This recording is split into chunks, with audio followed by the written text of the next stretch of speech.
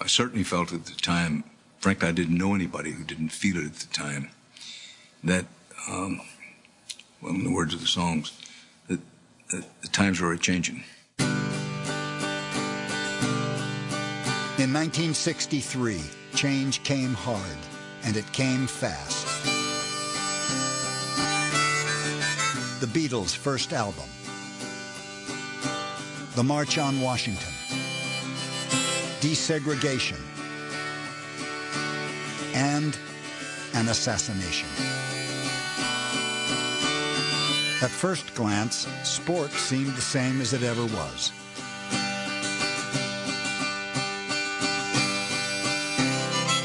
But the order was rapidly fading. America's favorite sport was changing. Folks found out there was another league worth rooting for.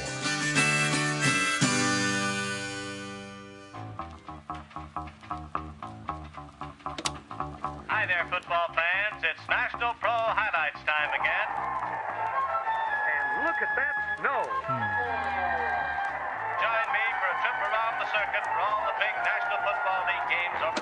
The most exciting new development on the American sports scene came to life in 1960 with the birth of the American Football League.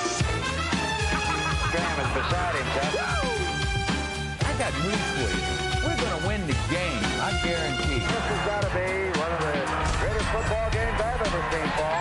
Every club winner now. This is the story of a love affair. The story of the Denver Broncos and their days in the American Football League. You can get it done. You can get it done. What's more, you gotta get it done.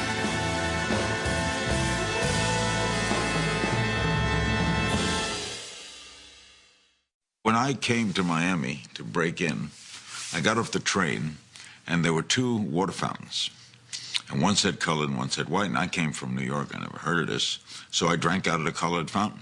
The water was nice, good and cold. And then I got on a bus to go to my uncle's house where I was going to stay to try to break into radio. And sat in the back of the bus, and the bus driver stops the bus and says, "Move to the front." I said, "Why? I like the back." He said, "No, the back is for the coloreds."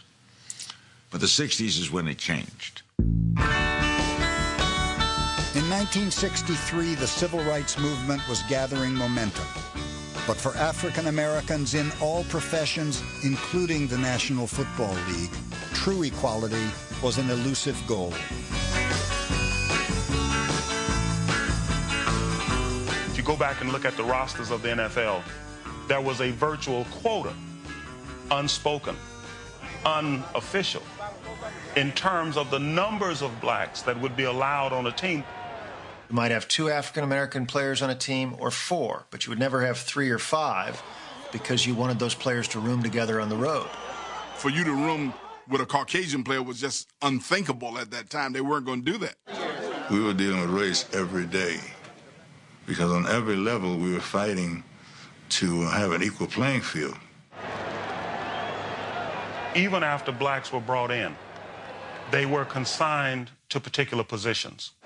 You know, it was unheard of for a black to be a weak safety or a middle linebacker or a quarterback. Hey, you got to think if you're a quarterback or a middle linebacker. Niggers can't think. What are you talking about? And this was like standard kind of talk. I mean, people believed this shit about whites and blacks. Now in its 4th year of existence, the American Football League had a higher percentage of black players on their rosters than the NFL. But their open-door policy was not out of generosity. It was a necessity. There were very few people in the American Football League who were also members of the NAACP. If you're starting a new football league, the coin of the realm is good football players. It wasn't an overwhelming sense of justice, it was business. The league couldn't afford to have a racist bone in its body. The AFL was colorblind. Yet much of America remained a segregated society. The notion that blacks and whites could be equal was hard one for a lot of people in the country to accept. Every black athlete that I ever played with or against faced discrimination. When I was captain of the Chargers, and Charlie McNeil, an African-American defensive back, our parents go to the game. My parents sat on the 40 or 50-yard line, and Charlie McNeil's parents sat in the end zone, roped off section of the end zone. We went to a movie. The management said, well, your black people will have to go upstairs and sit in the balcony. That's the law. So we all went up in the balcony. The whole team sat in the balcony, and 10 or 15 minutes later, the lights came on, and the state police came in and discussed, and we all left the theater together. Kansas City, you had hell flying in a house. You had to stay in the black neighborhood. We didn't have the same freedoms that the white players had.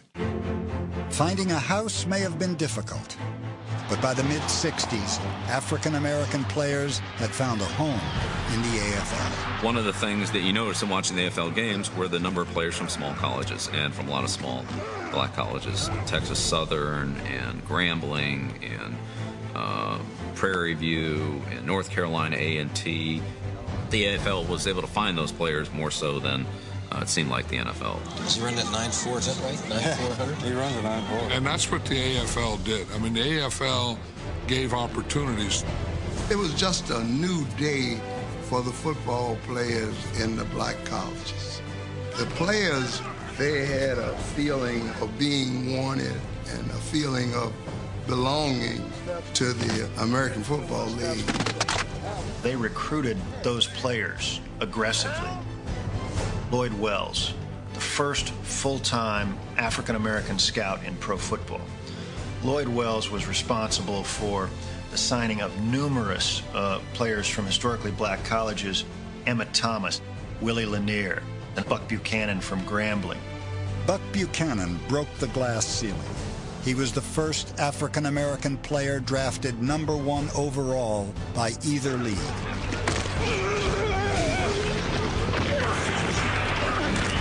Came up big for everybody that ever played at a small African-American college.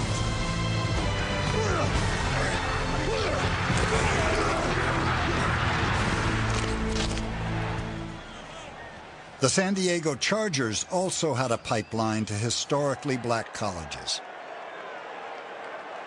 Their top scout was a young assistant coach who would later make his name with the Raiders. We wanted to win. We wanted the best players.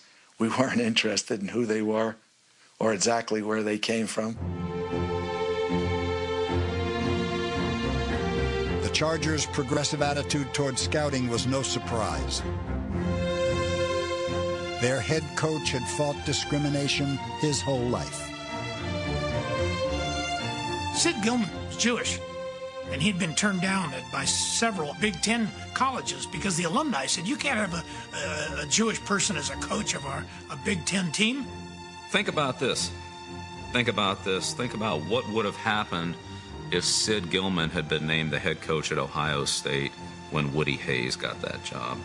Instead of being 3 yards in a cloud of dust, it could have been the, Ohio State Express. Most NFL teams maybe had 3 to 5 black players. The Chargers had 10 to 15. In training camp, he assigned rooms by position, so there'd be a natural integration of the players.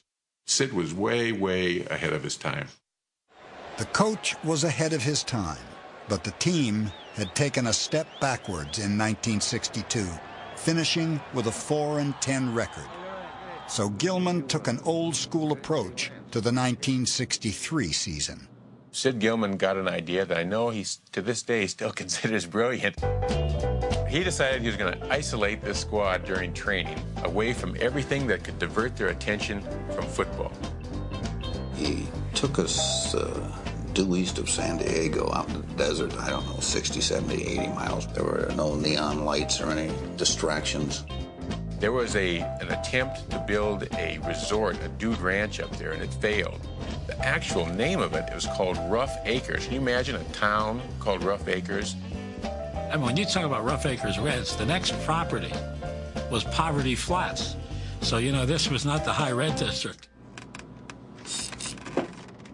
I go into my cabin. Toilets don't work. No showers. And in the bungalows, there was some rats, Some of the room, there was some bats hanging upside down in the guy's room. That was using a donkey running around there, you know, really messing up the place. Once we were in a meeting and we saw this gigantic furry thing coming across the room, and it was a tarantula bigger than Ernie Ladd's hand with hair on it. I get out to the field, and I say field, but using that term rather loosely because all it was sawdust and dirt. But I bend down to pick up what I think is an arts and craft bracelet. The bracelet straightens out. It's a baby rattler. One thing that a professional team needs in training camp is concentration. At Rough Acres, we had nothing to bother us. Pro football and a dude ranch are a strange mix. Then again, so were the 1963 Chargers. Sid Gilman was an eccentric genius. Defensive lineman Ernie Ladd was an off-season wrestler. And Ron Mix, their future Hall of Fame lineman, was nicknamed the Intellectual Assassin. It takes an unusual person to be a football player. I don't have unabashed love for football. Many people find that obscene. The majority of professional athletes do not love their sport. Frankly, my thoughts on the matter are rather confused. There was no confusion when determining the Chargers' best player. Wide receiver Lance Allworth's galloping gait and mild manner earned him the nickname Bambi. One of the most apt nicknames I've ever heard. Because Lance was, he was the gentlest creature in the forest. Red, 18, hut, hut, hut. He had a sense of delicacy about him. The game, as he played it, didn't have to be brutish. Let's take a close look at this catch by the fantastic Lance Allworth.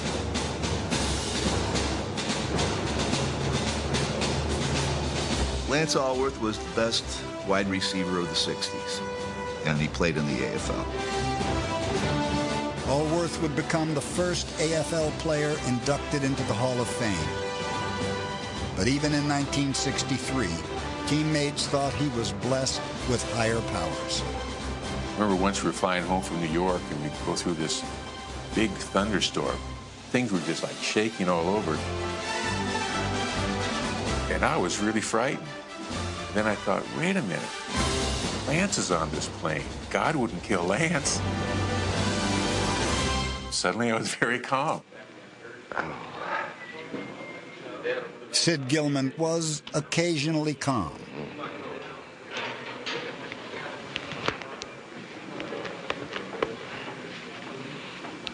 He was also occasionally caustic. You don't have to go tight on it, except if you want to hold that weak safety man in there, see? So you go Y post, U corner. Okay. And don't fuck it up again. San Diego's style was easy to identify. A ball in the air and a bow tie on the sidelines. You know, Sid Gilman was George Hamilton. He was always suntanned. He just had an aura about him that he was in control and his team was the best. The Chargers were the dominant franchise of the early AFL, appearing in 5 of the first 6 championship games.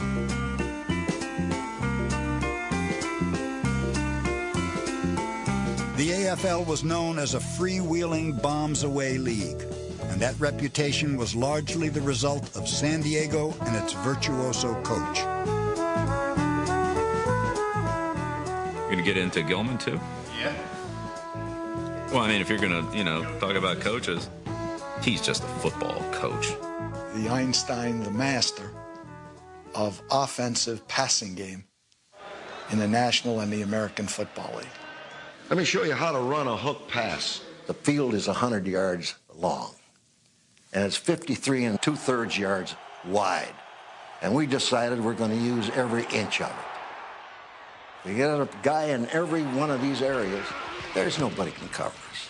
First time he was 50, went cover 7. Second time he was 40, still went cover 7. I haven't seen any strong coverage yet. The passing game, getting the ball vertically down the field, the one-back offense. And again, Lance, you run that hook and get that leveling off period and sit down. He was doing things then in the early 60s that some teams are just getting to now. The tobacco was sometimes harsh, but the offense was always smooth. 10 games into the 1963 season, the Chargers were 8-2 and racing past the competition in the Western Division. Once Mr. Lowe gets a yard, there's no catching him. Oh, that must have hurt. Pedal to the metal, little 409. Yeah, she's a real fast set of wheels, my little 409. When we're racing Drag City, she beats him every time. Let her whine. They were a state-of-the-art football team in 1963. We'd go into games where we knew we were going to win just because we felt like we were better coached. The passing game got the attention, but San Diego also ranked first in defense and rushing yards. It looked like nothing could stop the Chargers' title run. But on November 22nd, 1963, the season and the nation suddenly stood still. A dark page in the annals of America has been written to the crack of an assassin's bullet. A nation mourns, the world grieves. This was a tremendous hammer to the heart for the whole country. He was assassinated on a Friday. Decision had to be made probably in less than 24 hours as to whether to cancel the weekend games. Back in those days, you always played the game. If your wife had a baby, if a parent passed away or a family passed away, you always played the game. I wanted to play the games. I said, you won't get me to play the games. Our team won't play. And I didn't know, I didn't even ask my owner, but I said, I won't play the games. The AFL postponed its games. Before making his decision, NFL Commissioner Pete Rozelle consulted Kennedy's press secretary Pierre Salinger. 48 hours after the assassination, the NFL played.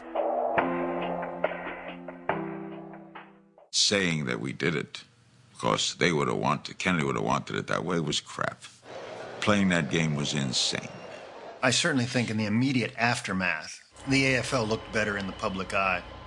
People were glued to the television around all of that, and I think the NFL is kidding itself if it thought that it was making a big difference in how people responded. Was still focused on Dallas. On Sunday, at 12:21 Eastern Time, viewers saw Jack Ruby kill Lee Harvey Oswald. He's been shot. Lee Oswald has been shot. Decades later, the NFL's decision to play that weekend is still controversial and misunderstood. Well, Pete Rozelle, I think, later admitted his absolute biggest mistake was playing that game. And Rozelle has said himself later on that he regretted the decision to go ahead and play the games. And I think Rozelle was quoted as saying that if he had it to do over again, he wouldn't have played. There's no question. Now, when Rozelle retired in 1989, reporters asked him, Pete, what are the achievements you're proudest of? And he'd go ABC, the merger, Super Bowl, and so on. And then, almost without asking the question, almost telling Pete, they'd say, I guess your biggest mistake was playing those games on Kennedy Sunday. And Pete would say, yeah, it was a tough period, it was a tough time, there was a lot of uncertainty. But off camera, Pete really didn't feel that that was a big mistake. I think too much is made of that historically. A lot of criticism is leveled at Pete Rozelle. But a month later, only a month later, Sports Illustrated names him their Sportsman of the Year. So it wasn't as though the NFL was drowning in shame. That was funny because the official couldn't get the hanky out of his pocket, so he threw his hat. Gino Cappelletti has been part of Patriots football for nearly half a century and has seen firsthand how drastically the football landscape in New England has changed from the start. In 1960, the Boston Patriots were a team of no-names and long shots, trying to find a new life in the AFL. Many of the Patriot players have taken up permanent residence in Greater Boston. The historic town of Concord is home to Captain Tony Sardisco. Tony follows the financial news with close interest. He and his family have been living in Concord since he was signed by the Patriots last year. Despite appearances, the early Patriots never had time to get comfortable in their surroundings. We were a team that could not enjoy a home field advantage because we played at so many different locations. We played at Boston University Field, Fenway Park, Boston College, Harvard, before we got a permanent home. But I think that, kind of tested our mettle, and I think it was good for us. Game time on Friday night, and the crowds gather at the ticket windows at Boston University Field, pass through the gates, and enter into the excitement of professional football. We're the only team that played on Friday nights. Now, the reason Patriots played at Friday nights at home is because in those days, the New York Giants were the biggest team in New England. They were on television Sunday afternoon, and Patriots didn't want to compete with them. I thought it was smart marketing to do it on Fridays. The Giants were very well loved, and if you probably took a poll of who the fans were watching, probably a majority of them were watching Giants games, much more so than our games. And in fact, that was part of the adversity of the old Boston Patriots, is trying to win those fans over to our side. Like so many of his teammates, Cappelletti started his Patriots career as an anonymous player trying to find a home in pro football. In 1959, I was a quarterback for a championship football team. It was a touch football team, and the team was called Mac and Caps, and this is a team that was sponsored by a bar that I was working at. Cappelletti was actually bartending at the time the AFL had started, and at that point, if you were a mailman, if you were a chef, if you were a school teacher, if you knew how to play football and you wanted to try out, most teams were giving you a tryout back in 1960. Cappelletti got one. Lou Saban called and he says, "Cappelletti?" And I says, "Yeah." And he says, "Listen, I'm sending you a minimum contract to $7,500. He says, "and you got as good a chance as anyone to make this team." I says, wow, I went flying off the couch. And when I came to the Patriots, I told them I was a defensive back and a place kicker. They were trying out various kickers, and it came down to Gino and another guy. Well, Babe Parilli was the holder, and Babe and Gino were very, very close. So when they were trying the other guy, Parilli would take the snap from the center, put the ball down, and press down on the point of that ball. He kind of put a little pressure on it when it was the other guy's turn. And when Gino's turn came, take the snap, put it down perfect. And Gino's drilling the field goals, the other guys all over the place, and that took care of him. Over the next decade, Cappelletti became one of the great clutch kickers in AFL history. Only 1 second remains to be played. Gino boots it. A tremendous come-from-behind win by the Patriots. But Cappelletti was more than just a kicking threat. After spending his rookie season as a defensive back, he switched to receiver and became one of the league's top pass catchers. He led the AFL in scoring 5 times. He was the first Patriots' true star. He was the first one that people began to recognize in New England and say, this guy plays for the Patriots. This guy's pretty good. And Gino's star quality with the Patriots translated into star quality for the league.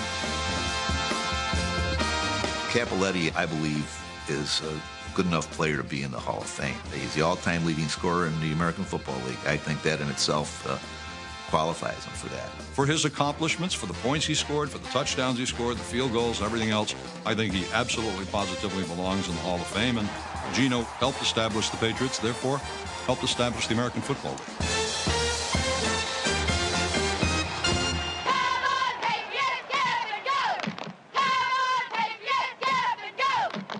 By 1962, the Patriots were finally making some noise in Boston.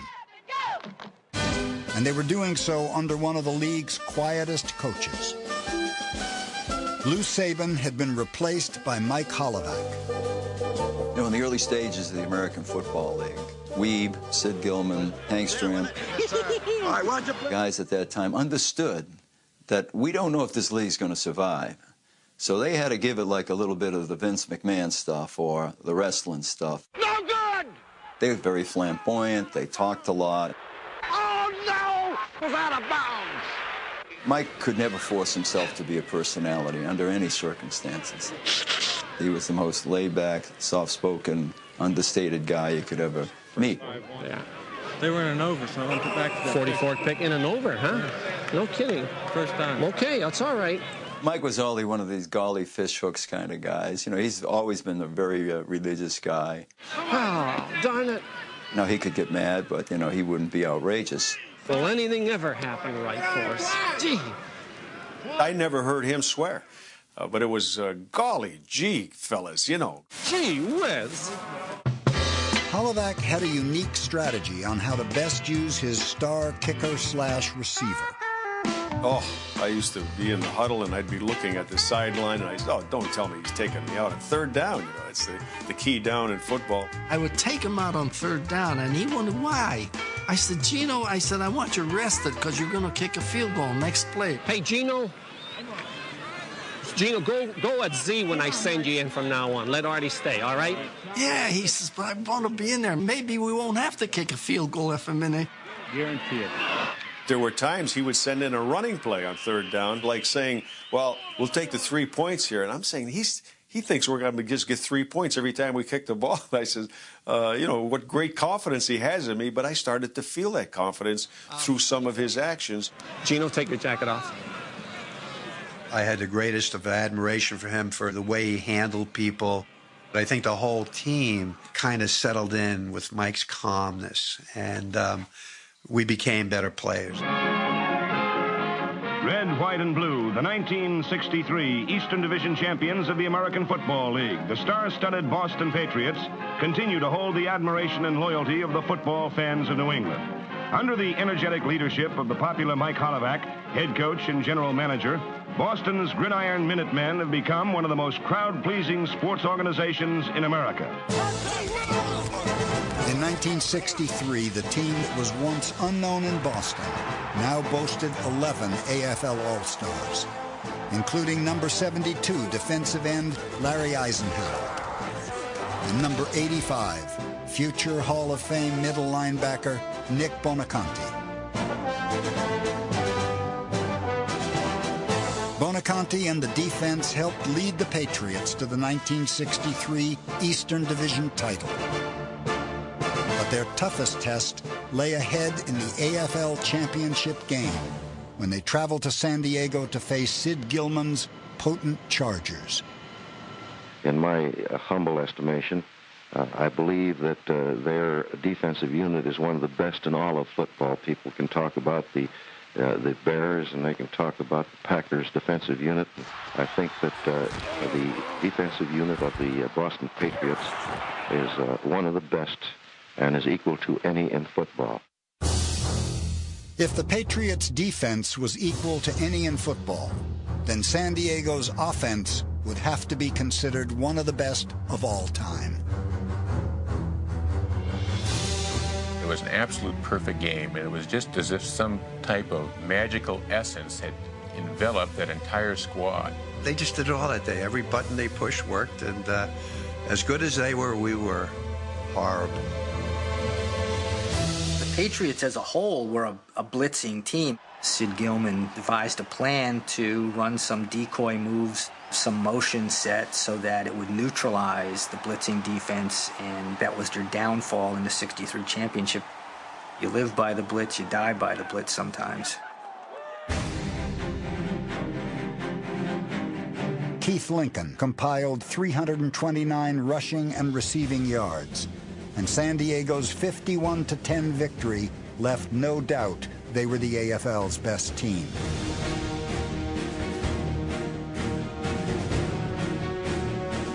But with the first Super Bowl still 3 years away, one question remains unanswered. Could they have beaten the NFL champs? The best team I played on was a '63 Charger team. I would really have liked to have played the NFL champion that year, the Bears. I would have given anything to have played them that year. The Bears were sort of a 3 yards in a cloud of dust outfit, old-time NFL team. The Chargers against the Bears in '63 really would have been a study in contrast. Most people you talk to, including the great Otto Graham, would tell you that the '63 Chargers probably would have been the winners of the first Super Bowl if it was back in '63. If you look at their ring from 1963, the ring says world champions, and they challenged the Bears to the championship game. The Bears declined. And as we told people, if they want to argue, we'll let them pick the field, the time, and we'll even use air footballs.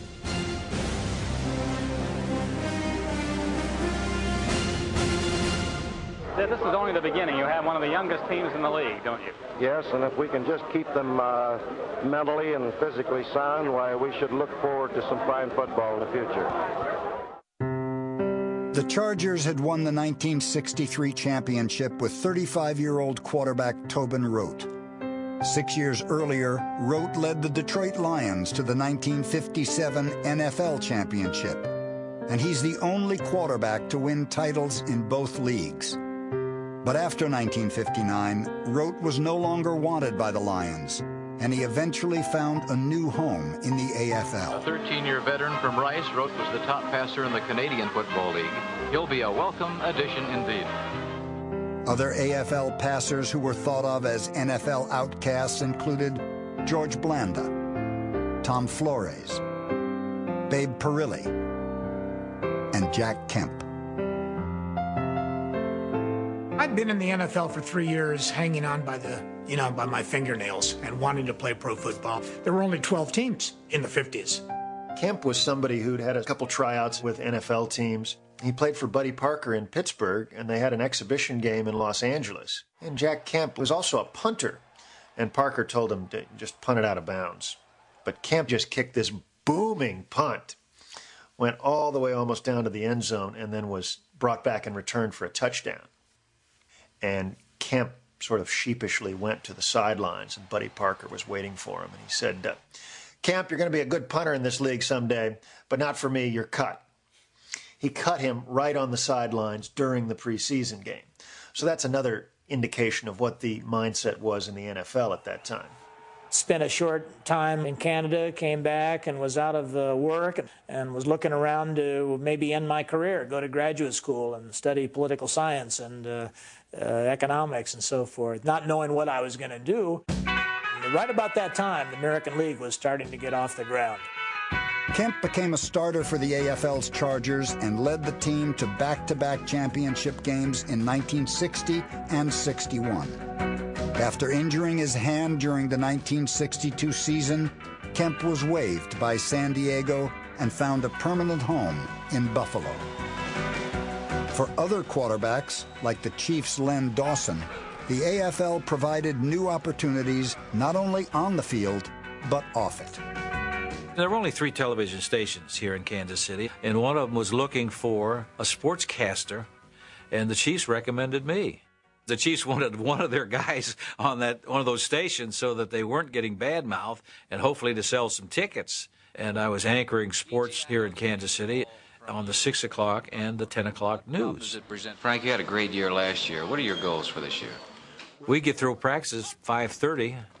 I'd rush through the shower and get downtown, and I was on the 6 o'clock news. And defensively, as far as the Chiefs are concerned, we have some new faces out there that we have to take a look at.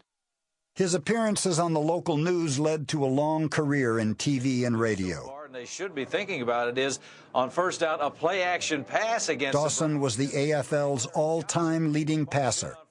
Yet the media of the 60s wasn't kind to the future Hall of Famer and other so-called retread quarterbacks. Len Dawson had to deal with the perception that he was somebody who was a bench warmer in the National Football League who succeeded in the AFL just because it was a lesser league. You know, the NFL was the only ones calling them retreads. But back then it was the animosity. It was anything we can do to discredit the players, the teams, the league. That's what we're going to write about, and that's what we're going to call them. And people like myself weren't buying it. You know, we knew how good they were. They all felt like second-class citizens. They all felt like they had something to prove. And I think that was a common bond with all of them. You know, the quarterbacks of the AFL, my guess is they are as good as most NFL quarterbacks of the decade. But the quarterbacks that you remember, John Unitas, you know, Y.E. Tittle, you know, I think these guys are less remembered simply because they were in the AFL rather than the NFL. In its first few seasons, the AFL had gained a reputation as a league that depended on gadgets, gimmicks, and wide-open offense. But from the start of their existence, the Buffalo Bills didn't fit the mold of a typical AFL team. The Bills' first head coach was Buster Ramsey, who came over from the Detroit Lions, where he had been the defensive coordinator. And, you know, his defensive teams at Detroit got into the NFL championship game several times in the 50s.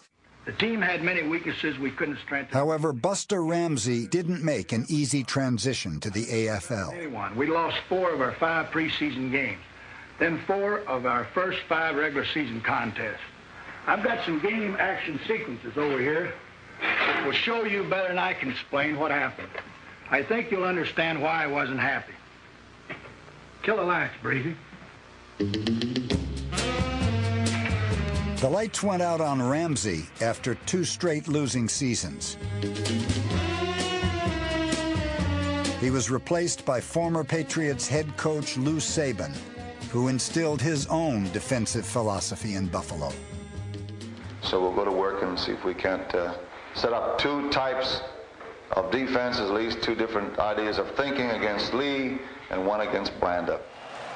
Lou was a kind of a down-in-the-dirt fundamental coach. It was the kind of team that really would sell well in Buffalo because they were a blue-collar town, so it was a good match in Buffalo and with Lou. Buffalo Stadium was known as the Rock Pile, and its fans were hardcore. It's the only place I've ever been to when you walk off after a game, we put our helmets on because you get hit with full beer cans. And I can understand if someone's going to throw an empty bottle or something at you. But this is the only place that they actually threw full beer at you, which is kind of crazy. It was nice, though, because you could, you know, you catch one and have one on the way to the locker room, if you're lucky enough to grab one. Under Saban, the Bills became as tough as their fans. They were probably the first team that kind of looked like an NFL team. They were running more than they were passing. Their defense just was overpowering.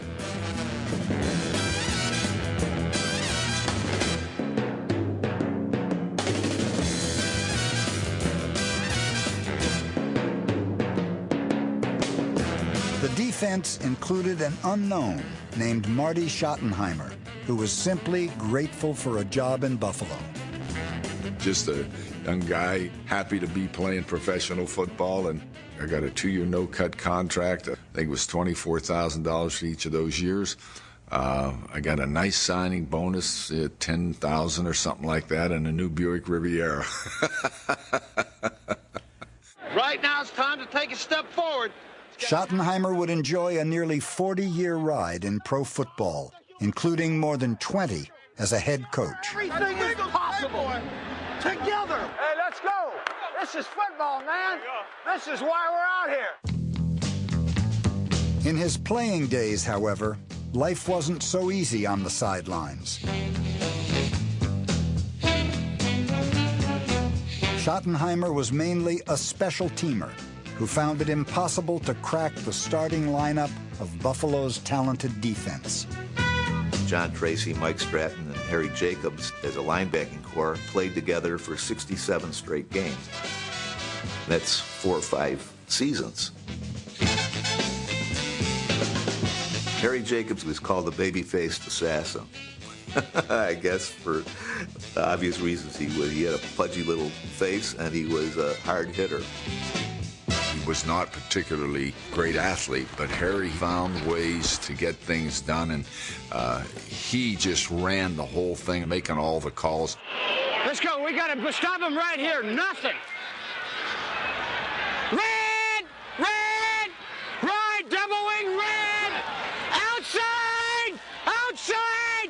Move head up, sis. Outside! He was really the captain of the ship when it came to the defense in terms of running the show. Okay, nothing. It's gonna work. We can't have nothing. Let's get those hands up here, baby. It's gonna work. Who's gonna make first tackle, huh? Let's go, baby. All of us. Let's make the first one again, baby.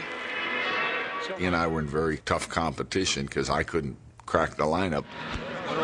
Harry understood the game. I went to him because I'm trying to pick his brain. What did you do against the first wing? We had thunder on.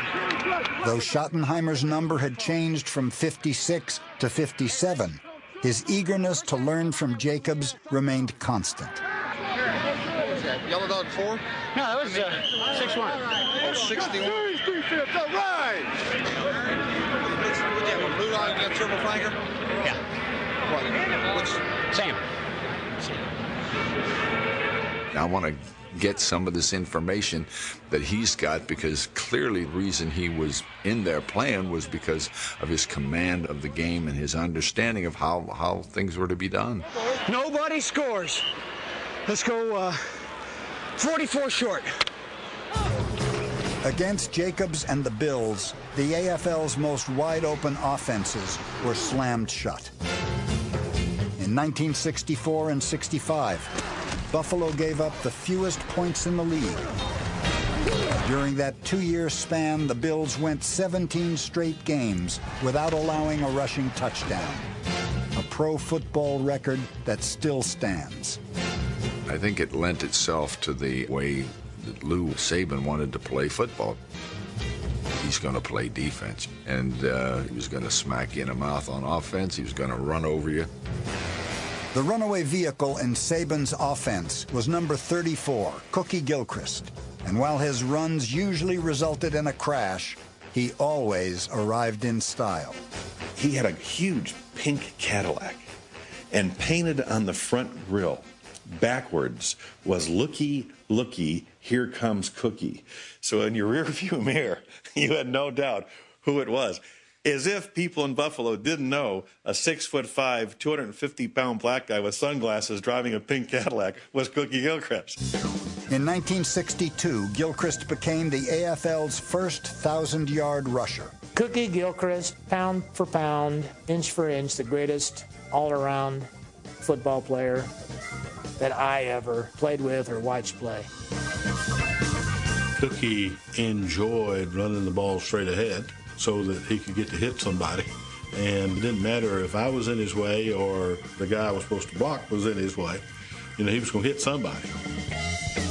And some of the hardest licks I've ever gotten were from the backside with Cookie. I remember a game against the Patriots in which Chuck Shauna went to tackle him, and he ran right over Shauna and knocked him out. Other defensive guys are kind of gathered around him when Cookie walks right into their huddle and says, "Which one of you motherfuckers is next?" To go with the AFL's most punishing runner, the Bills' offense also had one of the league's most rugged quarterbacks in Jack Kemp. He was very tough. He once broke his hand, and while the hand was healing, he had the doctor form it around a football so that when it healed, he would still be able to hold the ball and throw it. Jack had as strong an arm as I've ever seen. I mean, he used to go out there and stand on 110-yard line and launch one of those things down there, and literally he could hit the goal line and he could throw the ball 90 yards in the air. I've never seen anything like it in my life, certainly before and not since. Kemp's greatest attribute, however, was a mind that went beyond football. We referenced to him as the senator. Even at that time, he had a tremendous, tremendous interest in the political field and most things intellectual. I mean, he was not your typical 1960s football player. To me, I've always felt that quarterbacking is about 90% mental. That is, there are many football players, many quarterbacks who can throw and carry out the mechanics of quarterbacking, but in the final analysis, the difference between the average quarterbacks and the good ones are the ones that who can handle the mental aspect, that is the audibleizing and the calling of plays. You know, we knew that Jack was going to be a politician when in the huddle he would call a end sweep and tell us not to take it too far to the left or too far to the right. So he was kind of down the middle. You know, if guys were on a plane playing cards or cutting up, listening to music, you know, Jack was reading some far-out book. He used to come in the locker room with all these big books, you know, on the politics and conservation. And I can remember Lou Saban, our coach, saying, "Jack, forget those books. Get your mind on football. Let's get with it." I know there's been a lot of teasing of me that I was more interested in politics or reading the Wall Street Journal than I was in the playbook. But I knew football. I loved it. Maybe I didn't have the love of the X's and O's that some people have. There's a school of thought that if he had ate and slept and lived, breathed football, he might have been a better quarterback. But by the same token, he wouldn't have been as nearly as interesting a person. But the future congressman didn't always win the vote of the Buffalo fans, who showed strong support for number 12, backup Daryle Lamonica. West Side Buffalo was for Lamonica, and other parts were for me. And it was a two-quarterback town. And I'd get booed when I went in, and he'd get cheered when he was standing up on the sidelines. Kemp's first 2 seasons in Buffalo ended with the Bills falling short of the championship game. In '63, we lost to Boston. We got booed. I went up to Coach Saban, and I said, "Coach, next year we're going to win. And you and I are going to come out in the middle of the crowd, and we're going to look at all these people who are booing us today, and, we're going to have our moment in the sun. And don't forget that." I told Coach Saban that. In 1964, Kemp led the Bills to a 9-0 start. But in Week 10, he found himself in a political firestorm with Cookie Gilchrist. We were behind, and I was throwing, but he wanted to run. And, we came to loggerheads in the huddle, and you can't have anybody talking in a huddle. So I told him to leave, and he got mad at me and the coach and walked off, stormed off, sat down, wouldn't come back. Took himself off the game, sent his backup Willie Ross into the game.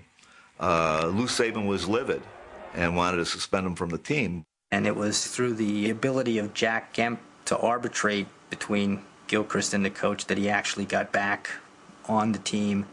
You could get exasperated with him, but the team knew that we had to have him to go to the championship. B, everybody liked him. Gilchrist returned without missing a game, and in 1964 earned his second AFL rushing title. The star runner helped guide the Bills to the AFL championship game against the Chargers and running back Keith Lincoln. A year earlier, Lincoln had rushed for more than 200 yards in the 1963 championship game. And now he helped the Chargers to an early 7-0 lead in Buffalo. But fittingly, the Bills' defense changed the course of the game.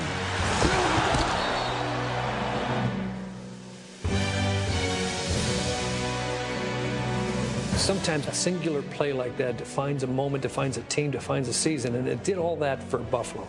And it grew to mythical proportions. The tackle heard round the world. Keith Lincoln is hit by Mike Stratton, and Lincoln is through for the day. When Keith went down, it was as though the lifeblood of the whole team had been sucked dry. And we all just started looking up and down at each other, and there was nothing more you could do. He was gone. With Lincoln out, the Bills overpowered the favored Chargers. The quarterback who had been cut from the NFL, let go by the Chargers, and booed a year earlier by his hometown fans, was now a champion. I went over to Saban and I said, "Hey, let's go out in the middle of the field and give everybody the victory salute." And he laughed, and all of a sudden I got picked up on people's shoulders.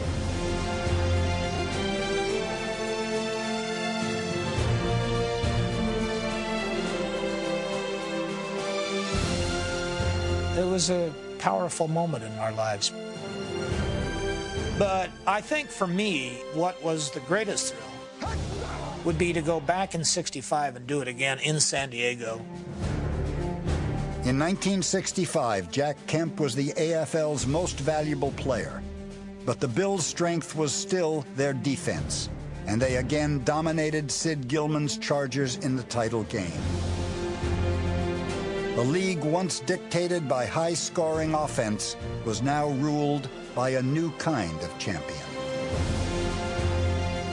The Bills of the 1960s really elevated the AFL stature in the sense that they weren't just this crazy, pass-happy team. They were a very balanced, very disciplined team. So Buffalo had a very, very pivotal role, not only in the success of the AFL, but in the image of the AFL.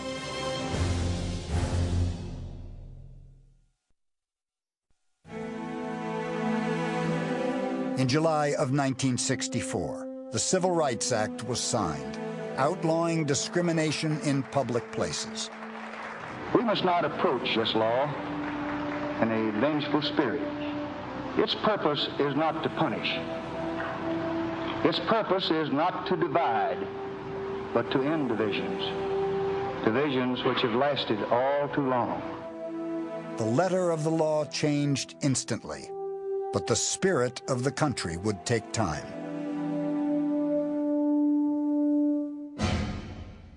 In the South and Southwest, desegregation was far from what the law required it to be.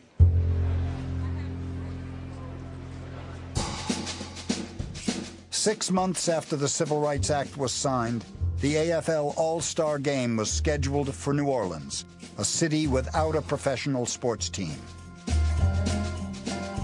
We were trying very hard to acquire either an NFL or AFL expansion franchise for the city. That's why the game was put down there to see what type of drawing power the AFL would have with an all-star game.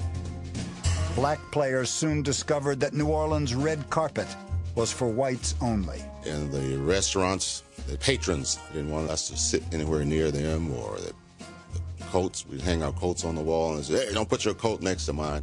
I checked in, and I hear in the background somebody ask a question, well, was that Ernie Ladd? And another guy in the background says, no, Ernie Ladd's a bigger nigger than that. That Ladd is a big nigger. I get on the elevator to go to my room, and the elevator operator says, you monkeys get in the back so everybody can get in. I said, you're an elevator operator and I'm a monkey. We went out to get a taxi. Taxis were lined up out in front of the hotel. And Cookie Gilchrist, one of our players, says, hey, we want a taxi. And the guy says, we got to call y'all a colored cab. And Cookie said, hey, I don't care what color the cab is. I just want a taxi. Why can't we ride in one of these? So we decide we're going to visit the French Quarter. The greeter standing there calling out to people, come in here, come in here. When we get close by, like a mute. And we get to another door. We get ready to go in. This little guy standing there pulls out a gun. You are not coming in here. You niggers are not coming in here.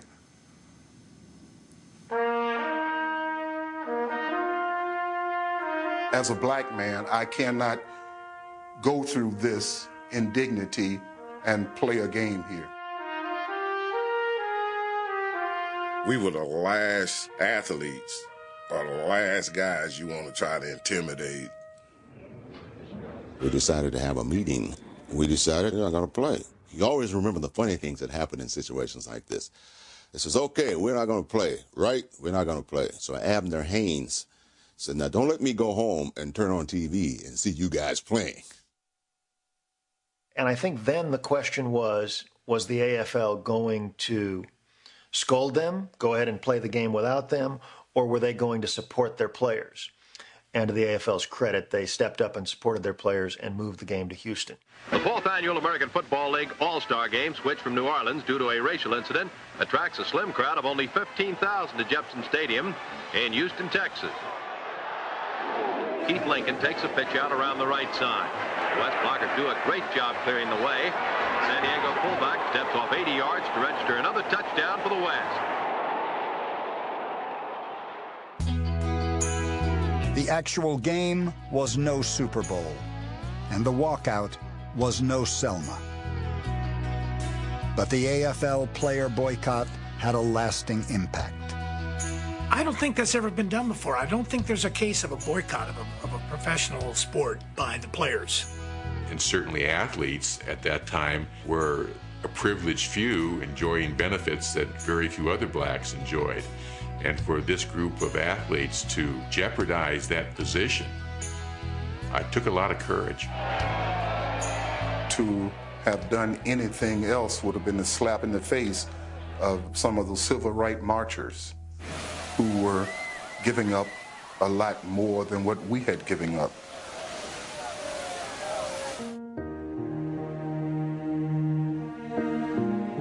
By 1965, America and the American Football League had come a long way.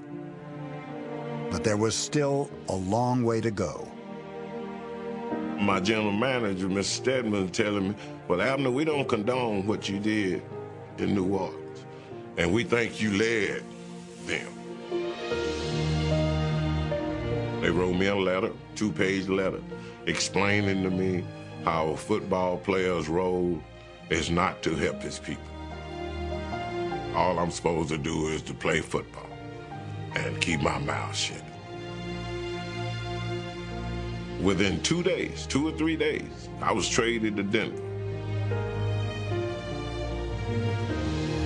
You'd be surprised how many were out of the game within a year or two. I know Cookie Gilchrist's career went down the drain after that. But I'm more concerned with being a good dad. And my son's not here, and 20 and 30 years later, how I chickened out and didn't have no backbone. There was time for some men to stand up and be counted. I think that's what we did. On the next Full Color Football. When Tex Schramm talked about the war in the 60s, he wasn't referring to Vietnam. He was talking about the NFL and the AFL. Al's strategy was take them on, then become better than them. The last guy they told about the merger was Davis, and when he found out, he was really pissed off. The war between the leagues continues through the first Super Bowl, next week on Full Color Football, the history of the American Football League.